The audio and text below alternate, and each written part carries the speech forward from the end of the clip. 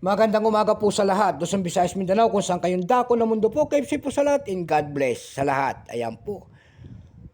Ayan, nandito na naman tayo sa aking munting channel po, Samuel Soriano TV, para mag-discuss ulit ng another coins. Ayan po. At ito po ay ating hilig, pangungulikta ng barya. Ayan. Magandang umaga po sa lahat ng kolektor kung saan kayong dako ng mundo po, lalong-lalo na ang aking mga subscriber dyan. Maraming salamat sa aking mga subscriber po. Thank you so much. Ayan. Ang pag-usapan po natin ngayon ay barya po ng ibang bansa. Ayan. Year 1984 po ang ating pag-uusapan. Ayan. Ito po, ayan. 1 cent po, ayan, ng United States of America. Ayan. Ayan, no mint mark po. Kumbaga, error yan. Ayan. Kaya hindi ko nilagyan ng error, pero error po yan. Kasi nga po ay walang mint mark. Ayan. Kaya yung walang mint mark na yan, tinignan natin kung magkano na ang kanyang price. Ayan. Bago tayo magsimula sa ating talakayan, kilalanin mo muna natin siya. Siyempre, issue po, United States. Period, Federal Republic, 1776, up to date po. Type, standard circulation coins. Years, 1982 hanggang 2008. Value nito, 1 cent. Currency, dollar, 1785, up to date po. Composition po nito ay copper-plated zinc. May bigat lamang po itong 2.5 grams, may haba pong 19.5 mm, may kapal po naman itong 1.3 mm, hugis po, bilog. Orientation yan, coin alignment po. Ayan.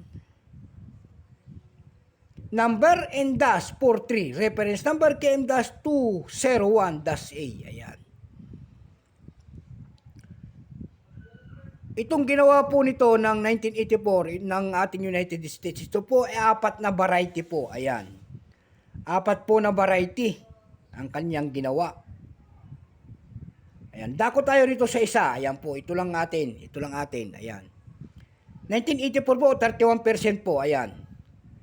Yung kanyang almost uncirculated dito ay nagkakalaga po ng 28 pesos. Kung ilang piraso naman ginawa rito, ito po ay 8,151,179 piraso. Dako naman tayo sa kanyang price kasi no mint mark siya eh. Ayan po. So in error to. Kasi nga lahat dapat may mint mark to eh. Ayan, wala siyang mint mark dyan oh. Ayan oh. Kaya yun ang ating tinignan. Doon sa EB.com po may nagbebenta na nito na no mint mark po. Ayan ha. No mint mark. Ayan. May nagbebenta doon na no mint mark ay $135. Tinawag niya na error coins, no mint mark. Meron din tayo nakita doon na no mint mark din na nagbebenta doon ng 5,540 pesos. Ayan, error coins kasi ito. Ayan. Meron din tayo nakita doon na no mint mark din, nagbebenta nito ng $100 po. Ayan. Ayan lamang po ang aking may babahaging kanyang price. So hanggang dito na lamang po. Luzon, Visayas, Mindanao, kung saan kayong dako ng mundo po. KFC po sa lahat and God bless.